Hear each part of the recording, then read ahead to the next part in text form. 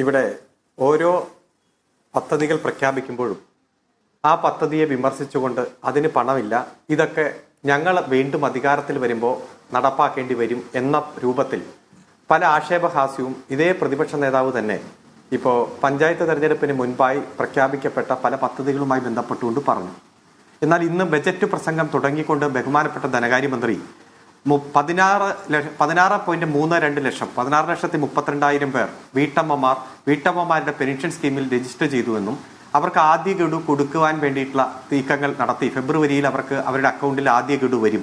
അതുപോലെ തന്നെ യുവജനങ്ങൾ 62,831 പേർ യുവജനങ്ങൾക്ക് വേണ്ടിയിട്ടുള്ള വർക്ക് ടു കണക്ട് വർക്ക് എന്ന പ്രോഗ്രാമിന്റെ ഭാഗമായിട്ടുള്ള പണം അതിൽ അപേക്ഷിച്ചിരിക്കുന്നു. അവർക്ക് പണം ആദ്യ ഗഡു കൊടുത്തിരിക്കുന്നു എന്ന് പറയുന്ന സാഹചര്യം ഉണ്ടായി.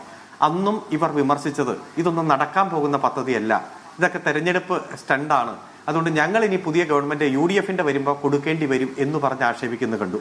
ഇതേപോലെ അടുത്ത ഘട്ടത്തിൽ നിരവധി ആക്ഷേപങ്ങളുണ്ട്. ട്രഷറികൾ അടച്ചുപൂട്ടും, അതുപോലെ തന്നെ പെൻഷൻ വിതരണം അവതാളത്തിലാകും, സപ്ലൈകോ തുറക്കില്ല എന്നൊക്കെ ഇതേ പ്രതിപക്ഷ നേതാവും കോൺഗ്രസിന്റെ നേതാക്കന്മാരും പറഞ്ഞ സാഹചര്യത്തിൽ ഇതേ പ്രതിപക്ഷ നേതാവ് തന്നെ പറഞ്ഞു, സപ്ലൈകോ ഇത്രയും നിറഞ്ഞു കവിഞ്ഞ് ഇരിക്കുന്ന സാഹചര്യം ഞാൻ കണ്ടിട്ടില്ലെന്ന് പറവൂര് സ്വന്തം മണ്ഡലത്തിൽ വെച്ച് പ്രസംഗിച്ച് നമ്മുടെ മുന്നിലുണ്ട്. ഇപ്പോൾ പെൻഷൻ ഇടയ്ക്ക് 3-6 മാസത്തോളം കുടിശ്ശിക വരുത്തി വലിയ ആക്ഷേപങ്ങൾ വന്നു. ഇപ്പോൾ ഈ ബജറ്റ് അവതരിപ്പിക്കുമ്പോൾ 1 രൂപ പോലും പെൻഷൻ, സാമൂഹ്യക്ഷേമ പെൻഷൻ കുടിശ്ശികയില്ല. ഈ ഗവൺമെന്റ് വരുമ്പോൾ 600 രൂപയായിരുന്നല്ലോ, അത് 2000 രൂപയാക്കി മാറ്റി. ഈ ഗവൺമെന്റ് വരുമ്പോൾ 32 ലക്ഷം പേർക്കായിരുന്നല്ലോ പെൻഷൻ, ഇപ്പൊ 62 ലക്ഷം പേർക്ക് പെൻഷൻ കൊടുക്കുന്നു. 62 ലക്ഷം പേർക്ക് സാമൂഹ്യക്ഷേമ പെൻഷൻ, 33 ലക്ഷം വീട്ടമ്മമാർക്ക് പെൻഷൻ, 5 ലക്ഷം വരുന്ന യുവജനങ്ങൾക്ക് പെൻഷൻ. അതായത് 1 കോടിയിലധികം പേർക്ക് ഗവൺമെന്റിന്റെ ശ്രദ്ധയും കരുതലും എത്തുന്ന സാഹചര്യം നമ്മൾ കാണുകയാണ്. പിന്നെ എന്നും പ്രചരിപ്പിക്കുന്ന ഒരു കാര്യം, ഇപ്പൊ ബഹുമാനപ്പെട്ട CP ജോൺ അടക്കം ഇവിടെ ഉണ്ടല്ലോ, കടം ശ്രീലങ്കയാകാൻ പോകുന്നു, കടമെടുത്ത് കൂട്ടുക, കടമെടുത്ത് പൂട്ടുക. കേന്ദ്ര ഗവൺമെന്റിന്റെ ഏറ്റവും നീതി ആയോഗിന്റെ കണക്ക് പ്രകാരം ഏറ്റവും കടമുള്ള സംസ്ഥാനങ്ങളിൽ 18ാം സ്ഥാനത്താണ് നമ്മളെക്കാൾ കൂടുതൽ 17 സംസ്ഥാനമുണ്ട് ഏറ്റവും ലേറ്റസ്റ്റ് പട്ടികയിൽ. ഗവർണർ തന്നെ നയപ്രഖ്യാപനം നിയമസഭയിൽ അവതരിപ്പിച്ചപ്പോൾ അത് കൃത്യമായി തന്നെ വ്യക്തമാക്കിയിട്ടുണ്ട്. എങ്ങനെയാണ് ഇത് സാധിച്ചത്? A plan, B plan, C plan എന്നൊക്കെ പറഞ്ഞ് കഴിഞ്ഞ ബഡ്ജറ്റിന്റെ സമയത്ത് അവതരിപ്പിച്ചത്. ഇപ്പൊ ഇവിടെ ഒരു പാരഗ്രാഫ് വായിച്ചു. എങ്ങനെയാണ് നമ്മൾ ഈ കേന്ദ്ര വിഹിതത്തിലുള്ള വെട്ടിക്കുറവ് പരിഹരിക്കാൻ കേന്ദ്രമൊന്നും ചെയ്തില്ല, മറ്റൊരു തരത്തിലും നികുതി അന്യാധീനമായിട്ട് ജനങ്ങളുടെ മേൽ ഏർപ്പെടുത്തിയില്ല. പിന്നെ നമ്മൾ എങ്ങനെ ട്രഷറി പൂട്ടാതെ സപ്ലൈകോ നിറഞ്ഞു കവിയുന്ന പെൻഷൻ കുടിശ്ശികയൊക്കെ വിതരണം ചെയ്ത് പുതിയ പദ്ധതിയായിട്ട് യുവജനങ്ങൾക്ക് പെൻഷനും വനിതകൾക്ക് പെൻഷൻ അടക്കം കൊടുക്കുന്ന തരത്തിലേക്ക് നമ്മൾ മാറിയത് എങ്ങനെയാണ്? അത് നികുതി വരുമാനവും നികുതിയിതര വരുമാനവും കൃത്യമായി ശേഖരിക്കുന്ന കാര്യത്തിൽ നടത്തിയ കൃത്യമായിട്ടുള്ള ധനകാര്യ മാനേജ്മെന്റ് തന്നെയാണ്. ഒരു ആഷ്പോഷും കാണിച്ചില്ല, ഒരു വലിയ പരസ്യവും കാണിച്ചില്ല, മറിച്ച് ചെയ്യേണ്ട കാര്യങ്ങൾ കൃത്യമായി ചെയ്ത് കേരളത്തിന്റെ ധനകാര്യ മാനേജ്മെന്റ് മികച്ച രീതിയിൽ മുന്നേറുന്നു എന്നത് നമ്മൾ കാണുകയാണ്. അപ്പൊ അവസാനത്തെ 3 മാസം കടമെടുപ്പ് തോതനുസരിച്ച് കൃത്യമായിട്ടുള്ള GDPയുടെ 3% അനുസരിച്ച് തന്നെ 12,000 കോടി രൂപ നമുക്ക് എടുക്കാം കടം. അത് 6,000 കോടിയായിട്ട് വെട്ടിക്കുറച്ചു. കാരണം ഫിനിഷിംഗ് സമയത്ത് ഗവൺമെന്റിനെ ഏറ്റവും കൂടുതൽ പ്രതിസന്ധിയിലാക്കാൻ വേണ്ടിയിട്ടാണ്.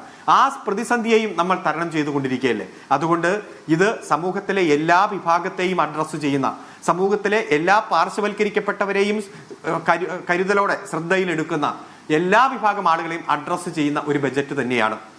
ധനകാര്യമന്ത്രി പറഞ്ഞു, ചെയ്യാൻ കഴിയുന്ന കാര്യങ്ങൾ മാത്രം പ്രഖ്യാപിക്കുക, ആ പ്രഖ്യാപിച്ച കാര്യങ്ങൾ സമയബന്ധിതമായിട്ട് പൂർത്തീകരിക്കുക, അത്തരം പ്രവർത്തനങ്ങൾക്ക് ഒരു തുടർച്ച ഉണ്ടാക്കുക. ഇപ്പോൾ നമുക്കറിയാം, തുടർച്ചയായി 10ാമത്തെ ബജറ്റാണ് ഇത് അവതരിപ്പിച്ചത്. അങ്ങനെ ഒരു ചരിത്രം കേരളത്തിന്റെ രാഷ്ട്രീയ ചരിത്രം എടുത്ത് പരിശോധിച്ചാൽ നമുക്ക് കാണാൻ കഴിയില്ല. കാരണം ഈ വികസന പ്രവർത്തനങ്ങൾ തുടരണമെങ്കിൽ ഇടതുപക്ഷം തന്നെ തുടരണം എന്ന ബോധ്യത്തിലേക്ക് കേരളത്തിന്റെ ജനങ്ങൾ മാറിയിരിക്കുന്നു.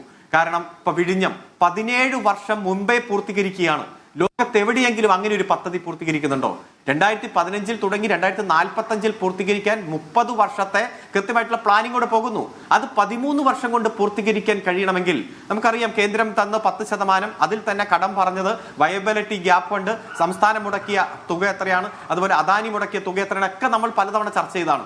എങ്ങനെയാണ് ഇത് സാധിക്കുന്നത്? അപ്പോൾ ദേശീയപാതയുമായി ബന്ധപ്പെട്ടുകൊണ്ട് 5,580 കോടി രൂപയല്ലേ സംസ്ഥാന ഖജനാവിൽ നിന്ന് എടുത്തു കൊടുത്തേ? 28 സംസ്ഥാനങ്ങൾ ഇന്ത്യയിലുണ്ട്. അതിൽ 27 സംസ്ഥാനത്തിലും നയാ പൈസ മറ്റൊരു സംസ്ഥാന ഗവൺമെന്റ് കൊടുത്തിട്ടില്ലല്ലോ. എല്ലാം ദേശീയപാത അതോറിറ്റിയും കേന്ദ്ര ഗവൺമെന്റ് അല്ലേ. കേരളത്തിലെ സ്ഥിതി വ്യത്യസ്തമല്ലേ. അപ്പൊ ഞാൻ സൂചിപ്പിച്ചത്, ഇപ്പൊ പൊതുവിദ്യാഭ്യാസ എച്ചത്തിന്റെ കാര്യത്തിലായാലും ആരോഗ്യരംഗത്തുള്ള കെട്ടിടത്തിന്റെ കാര്യത്തിലായാലും ഇപ്പൊ കിഫ്ബിയുമായി ബന്ധപ്പെട്ടുകൊണ്ട് ഇവിടെ പറഞ്ഞു, ശ്രീ CP ജോൺ പറഞ്ഞു, 38,000 മാത്രമാണ് കോടിയാണ് കൊടുത്തിട്ടുള്ളൂ. ആ പണി പൂർത്തീകരിക്കുന്ന ഘട്ടത്തിലാണല്ലോ കൊടുക്കുന്നത്. പല ഘട്ടമായിട്ടല്ലേ പണം കൊടുക്കുക. അപ്പൊ സ്കൂളിന് പണം അനുവദിച്ചു, അനുവദിക്കുന്നു. ഒറ്റയടിക്ക് 10 കോടി കൊടുക്കുകയല്ലല്ലോ. അതിന്റെ തറപ്പണി, അതിന്റെ കൃത്യമായിട്ടുള്ള വാർക്കപ്പണി, തേപ്പ് പണി, അതിന്റെ ആ പണിയുടെ പ്രോസസ് അനുസരിച്ചിട്ടാണ് പണം കൊടുക്കുന്നത്. അപ്പൊ അത് കൊടുക്കാനുള്ള ഇച്ഛാശക്തിയും കൃത്യമായി കിഫ്ബിയുടെ ഭാഗമായി ഓരോ വൻകിട പദ്ധതികളെ പെടുത്താൻ ഇപ്പൊ 100 മേൽപ്പാലങ്ങൾ പണിത വിവരം ഇതിൽ പറഞ്ഞിട്ടുണ്ട്.